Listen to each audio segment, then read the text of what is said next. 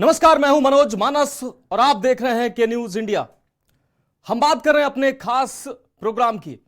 किसानों के आंदोलन की हुंकार हरियाणा पंजाब में साफ सुनाई दे रही है। दिल्ली कूच को लेकर पूरा घमासान चल रहा है। बड़ी संख्या में किसान डटे हुए हैं। दिल्ली से सटी हरियाणा और यूपी की सीमाओं पर भी पुलिस सख्त पहरा दे रही है। वहीं आंदोलनकारी किसानों को रोकने के लिए पुलिस ने कई लेयर की बैरिकेडिंग भी कर रखी है। पेश है हमारी रिपोर्ट।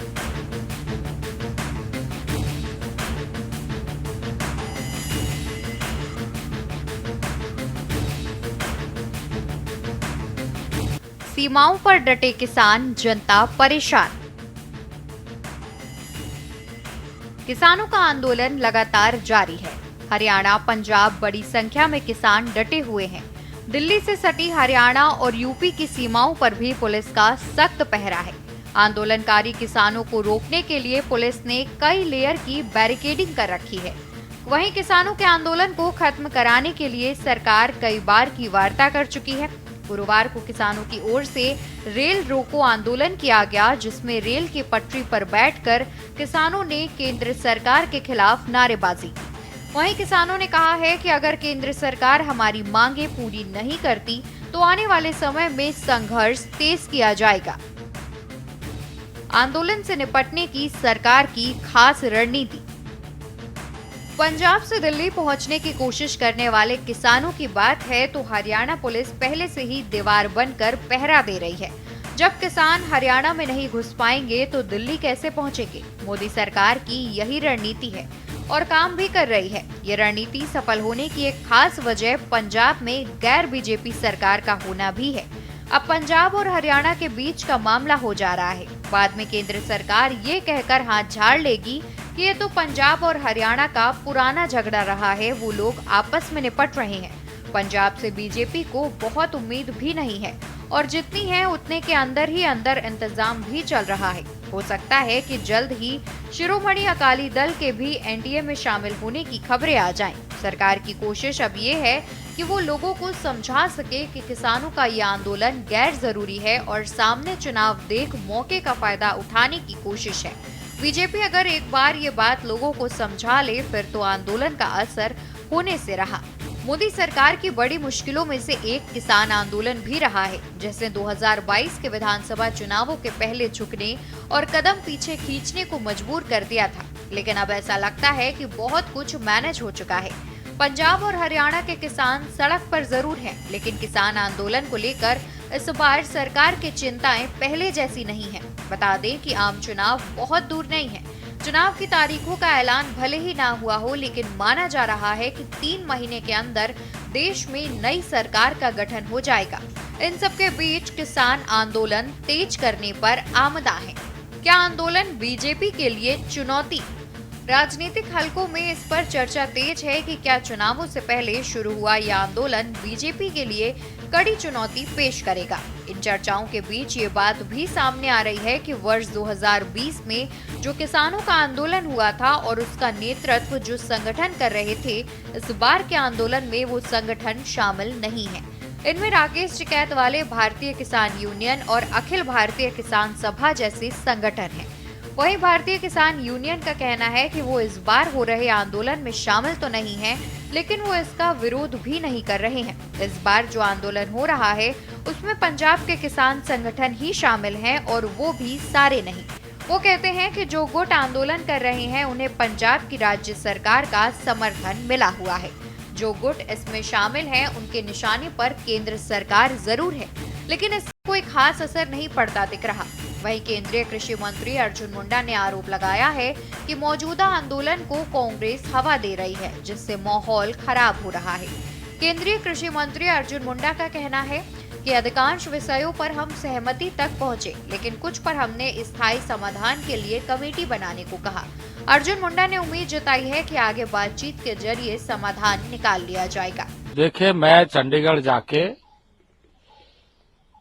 2 बार किसान संगठनों के साथ बातचीत किया और किसान संगठनों को बातचीत करते हुए मैंने ये बात बताई कि जितनी मांगे संबंधित भारत सरकार से जो विषय हो सकता है वो हम कर रहे हैं और उनको बता भी दिया है। लेकिन कुछ चीजों में हमें कंसल्टेशंस करने की जरूरत पड़ेगी, क्योंकि राज्यों के साथ मिलकर के हमें इस बात पर आगे चर्चा करनी पड़ेगी। इसके लिए हमें यह सुनिश्चित करना चाहिए कि इसका रास्ता क्या क्या होगा, और उसके लिए यदि हम कोई एक फोरम ऐसा बनाए जिसमें हम लगातार चर्चा करते रहे और इसका समाधान निकालें। ये बात किसानों को समझने की जरूरत है कि किसी किसानों के हितों की रक्षा हो, भारत सरकार प्रतिबद्ध है, और उसके साथ साथ जन सामान्य को कोई कठिनाई ना हो। दोनों ही बातों को जो संगठन है, किसान संगठन, उनको समझना पड़ेगा। सर, कांग्रेस और समाजवादी पार्टी किसान आंदोलन को सपोर्ट कर रहे हैं, क्या कहना है इस बार? आपको लग रहा है कहीं ना कांग्रेस पार्टी के बहुत सारे नेताओं की तरफ से राहुल गांधी और इन सब लोगों ने ट्वीट कहा है। देखिए इस समय मैं वो कुछ भी मैं इसलिए नहीं कहूंगा क्योंकि किसान के हितों की चिंता हमें ज्यादा रखनी है। कोई राजनीति कर रहा है, क्या कर रहा है, क्या नहीं कर रहा है, इस पर हमें जाना नहीं है। हमें विस्तृत रंग से अभी हम ये इतना ही कहेंगे कि हम हमेशा बातचीत के लिए तैयार है, हमेशा डिस्कशन करने के लिए तैयार है, उसका सोल्यूशन निकालने के लिए जो भी हो सकता है वो सारा कार्य करने के लिए हम तैयार है, बशर्ते कि उसके लिए क्योंकि आप सब जानते हैं कि एग्रीकल्चर पूरे देश के किसानों के लिए भारत सरकार प्रोत्साहित करती है, कार्य करती है, आगे बढ़ाती है, ये बात सही है। आपको बता दें कि 13 महीने पहले जब केंद्र सरकार ने खास तौर पर प्रधानमंत्री नरेंद्र मोदी ने 3 कृषि कानूनों को वापस लेने की घोषणा की थी, तो उस समय केंद्र ने किसानों को ये भी आश्वासन दिया था कि न्यूनतम समर्थन मूल्य पर कानून बनाया जाएगा और जिन किसानों पर आंदोलन के दौरान आपराधिक मामले दर्ज किए गए हैं उन्हें हटा लिया जाएगा। क्या है एमएसपी? न्यूनतम समर्थन मूल्य यानी एमएसपी। एमएसपी का उद्देश्य फसल की कीमत में उतार चढ़ाव के बीच किसानों को नुकसान से बचाना है।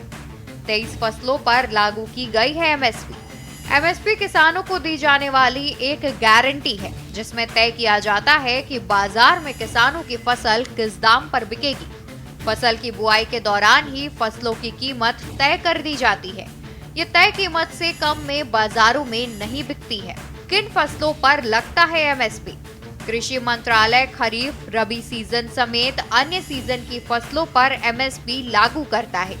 देश के किसानों से खरीदी जाने वाली 23 फसलों पर एमएसपी लागू की गई है।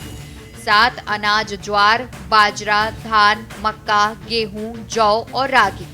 5 दालें मूंग, अरहर, चना, उड़द और मसूर। 7 तिलहन, सोयाबीन, कुसुम, मूंगफली, तोरिया, सरसों, तिल, सूरजमुखी और नाइजर बीज। 4 कमर्शियल फसलें कपास, खोपरा, गन्ना और कच्चा जूट प्रमुख है। 60 के दशक में सबसे पहले गेहूं पर एमएसपी। आपको बता दें कि जब भी CACP न्यूनतम समर्थन मूल्य की अनुशंसा करता है तो वह कुछ बातों को ध्यान में रखकर इसे तय करता है। संस्था इन बिंदुओं पर ध्यान देता है कि फसल के लिए उत्पाद की लागत क्या है, इनपुट मूल्यों में कितना परिवर्तन आया है, बाजार में मौजूदा कीमतों के क्या रुख है, मांग और आपूर्ति की स्थिति क्या है, साथ ही अंतर्राष्ट्रीय मूल्य स्थिति क्या है। आपको बता दें कि 60 के दशक में सरकार ने अन्न की कमी से बचाने के लिए सबसे पहले गेहूं पर एमएसपी शुरू की ताकि सरकार किसानों से गेहूं खरीदकर अपनी पीडीएस योजना के तहत गरीबों को बांट सके। किसान आंदोलन का इतिहास और विश्लेषण। वर्तमान किसान आंदोलन। जगजीत सिंह हल्लेवाल। राम मंदिर से पीएम मोदी की लोकप्रियता का ग्राफ तेजी से बढ़ा, हमें पीएम के ग्राफ को नीचे लाने की जरूरत है। लाल किले पर उपद्रव। जनवरी 2021 पीएम नरेंद्र मोदी को गालियां देते हुए तिरंगे को मिटा देने का ऐलान हुआ। शाहीन बाग जनवरी 2020। मणिशंकर अय्यर, देखो किसका हाथ मजबूत है, हमारा या उस कातिल का। किसान आंदोलन दिसंबर 2020। आंदोलन के बीच पीएम मोदी का मृत्युगान हुआ। मोदी मर जा तू जैसे गीत गाए गए। बड़ा सवाल, आंदोलन मुद्दों पर हो रहा है या पीएम मोदी की लोकप्रियता के खिलाफ? क्या आंदोलन के नाम पर राजनीतिक चाल? क्या किसान आंदोलन के नाम पर कोई राजनीतिक चाल चली जा रही है? कहीं पर निगाहें, कहीं पर निशाना वाली राजनीतिक चाल चली जा रही है। ये ऐसा इसलिए हम कह रहे हैं क्योंकि किसान आंदोलन के बीच एक चौंका देने वाला बयान सामने आया। इस बयान में कहा गया कि राम मंदिर की प्राण प्रतिष्ठा के बाद से पीएम मोदी की लोकप्रियता का ग्राफ तेजी से ऊपर गया। हमें उनकी लोकप्रियता का ग्राफ नीचे लाने की जरूरत है। अब सवाल यह है कि अगर आंदोलन एमएसपी के लिए है, आंदोलन कर्ज माफी के लिए है, तो इसमें प्रधानमंत्री की लोकप्रियता का क्या लेना देना? ये कोई पहली बार नहीं हो रहा, बल्कि पिछले किसान आंदोलन में प्रधानमंत्री के लिए मृत्युगान तक गाया जा चुका है। शाहीन बाग से लेकर लाल किले तक पीएम को अपशब्द कहे गए थे। तो सवाल ये उठता है कि क्या इस बार भी पीएम विरोधी एजेंडे को लेकर कुछ लोग किसान आंदोलन में कूद गए हैं? ट्वीट खोल रहा आंदोलन की पोल पट्टी। किसान आंदोलन को लेकर बीजेपी नेता के एक ट्वीट ने इस किसान आंदोलन की पोल पट्टी खोल कर रख दी है, क्योंकि इस आंदोलन को देखते हुए लग रहा है कि कुछ लोग किसानों की आड़ में मोदी विरोधी का झंडा लेकर निकल पड़े हैं। मोदी ਦਾ ਗ੍ਰਾਫ ਬਹੁਤ ਮੰਦਰ ਦੇ ਕਰਕੇ ਉੱਪਰ ਚੜ ਗਿਆ। ਉਹ ਨੁਕਸਾਨ ਉਹ ਇਹਦਾ ਗ੍ਰਾਫ ਡਾਊਨ ਕਿਵੇਂ ਆ ਸਕਦਾ ਹੈ? ਮੈਂ ਬਹੁਤ ਵਾਰੀ ਜਦੋਂ ਮੈਂ ਪਿੰਡਾਂ ਦੇ ਵਿੱਚ ਤਿਆਰੀਆਂ ਕਰਾਉਂਦਾ ਫਿਰਦਾ ਸੀ, ਬਹੁਤ ਵਾਰੀ ਲੋਕਾਂ ਨੂੰ ਇਹ ਕਹਿੰਦਾ ਸੀ ਕਿ ਮੌਕਾ ਬੜਾ ਥੋੜਾ ਹੈ, ਗ੍ਰਾਫ ਉਹਦਾ ਬੜਾ ਉੱਚਾ ਚੜਿਆ ਹੋਇਆ, ਦਿਨ ਸਾਡੇ ਕੋਲੇ ਥੋੜੇ ਆ। ਕੀ ਅਸੀਂ ਇਹਨੇ ਥੋੜੇ ਦਿਨਾਂ ਦੇ ਵਿੱਚ ਗ੍ਰਾਫ ਇਹਦਾ ਡਾਊਨ ਕਰ ਲਾਂ? एक तरफ किसान सड़क से हटने को तैयार नहीं, तो दूसरी ओर दबाव बनाने के लिए 4 घंटे तक रेल पटरियों को जाम रखा गया और फिर भारत बंद। लगातार इस समय उनकी वीडियोज आ रही हैं कि इसको रोकिए, किस प्रकार से हमारा बिजनेस समाप्त हो गया, हमारा ये खत्म हो जाएगा, हमारा वो खत्म हो जाएगा, हमको बचाइए। यानी एक तरफ तो वो आक्रमण टाइप जैसा होता है, जैसे कोई एक सेना आक्रमण करने के लिए चलती है, इस प्रकार का माहौल बनाना, और उसमें भी यानी ट्रैक्टर, ट्रॉली, जेसीबी, हर ड्रॉ और क्या क्या लेके चलना, और एक साल का राशन लेके चलो। यानी ये जो आह्वान किया जाता है, तो इसके अंदर हमें नागरिकों की सुरक्षा, उनकी भी सुरक्षा चाहिए, नागरिकों को भी चाहिए। आखिर किसान भी वो अपने ही, अपने देश के बाहर के नहीं है, इसलिए उनका जो तरीका है उस तरीके पर ही आपत्ति है। दिल्ली जाने में आपत्ति नहीं है। आखिर ट्रांसपोर्ट, पब्लिक ट्रांसपोर्ट है, ट्रेन हैं या बसेज हैं या अपने वाहन है लोगों के, उसमें जाए। लेकिन ट्रैक्टर जो है, it is not mode of transport. ये ट्रैक्टर जो होता है और जो इस प्रकार से उसकी तैयारी करके जाना, ये हमारा एग्रीकल्चर इम्प्लीमेंट है, तो किसानी के लिए है। तो किसानी के लिए वो जाते हैं तो किसानी का काम करें, ऐसा चैलेंज होता है। ये एक प्रकार का अब इसको शब्द देना ठीक मैं नहीं समझता, क्योंकि उनके मानस में ये बात आई है। मैं तो इतना ही कह सकता हूँ कि लोकतांत्रिक तरीके से बातें होती हैं, सारी बैठ के बातचीत करनी चाहिए। बातचीत में बहुत विषय सुलझ जाते हैं, और ये भी है कि कभी कभी बातें सुलझती भी नहीं है, क्योंकि दोनों का स्टैंड अलग अलग है, और उस अलग अलग स्टैंड में अल्टीमेटली ऐसे लोकतंत्र में इस प्रकार के विषयों को रखने के प्लेट। वहीं कांग्रेस भी किसानों के सुर में सुर मिलाकर एक और एमएसपी लागू करने का वादा कर रही है, तो दूसरी ओर सरकार को कोसने का काम भी कर रही है। हालांकि आज भले कांग्रेस एमएसपी लागू करने की बात कह रही हो, लेकिन 2010 में यूपीए सरकार ने सदन के भीतर एमएसपी लागू करने से साफ इनकार कर दिया था। यही नहीं, स्वामीनाथन सिफारिशों को सिरे से खारिज कर दिया गया था। लेकिन आज सबसे बड़ा सवाल ये है कि किसानों की मांग और मोदी की लोकप्रियता से क्या लेना देना है।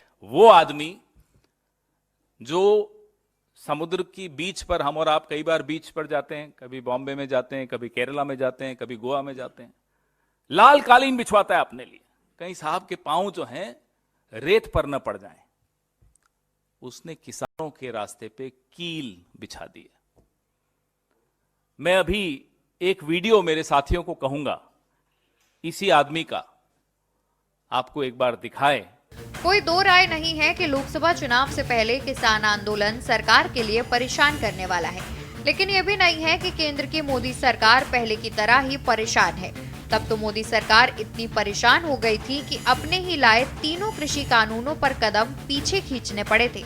2022 में बीजेपी कहीं ज्यादा परेशान थी, क्योंकि उत्तर प्रदेश में हर हाल में उसे सत्ता में वापसी करनी थी। चुनावी रैलियों में बीजेपी नेता अमित शाह के भाषण तो आपको भी याद होंगे।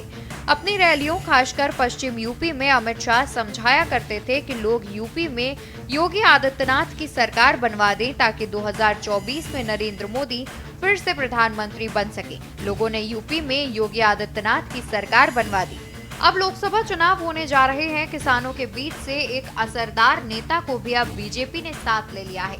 कहने को तो राहुल गांधी न्याय यात्रा पर निकले हुए हैं और किसानों को सत्ता में आने पर एमएसपी की गारंटी भी दे रहे हैं, लेकिन किसानों के कानों तक पहुंचते पहुंचते राहुल गांधी के भाषण का भी उतना ही असर लगता है जितना राकेश टिकैत के बयान का। कुल मिलाकर माहौल ऐसा बना है जिसमें किसान सड़क पर जरूर हैं, लेकिन मोदी सरकार कंफर्ट जोन में है। मोदी सरकार किसान आंदोलन की काट का तरीका खोज चुकी है और अब कोशिश किसान आंदोलन को भी जंतर मंतर पर पहलवानों के प्रदर्शन की तरह नाकाम करने की है। किसानों के हिसाब से उनकी मांगे भी उतनी ही वाजिब और जायज हैं जितनी पहलवानों की रही। सरकार को ज्यादा परवाह इसलिए नहीं हो रही है क्योंकि मौजूदा किसान आंदोलन में पहले जैसी धार नहीं रह गई है जिससे सरकार प्रेशर में आ जाए।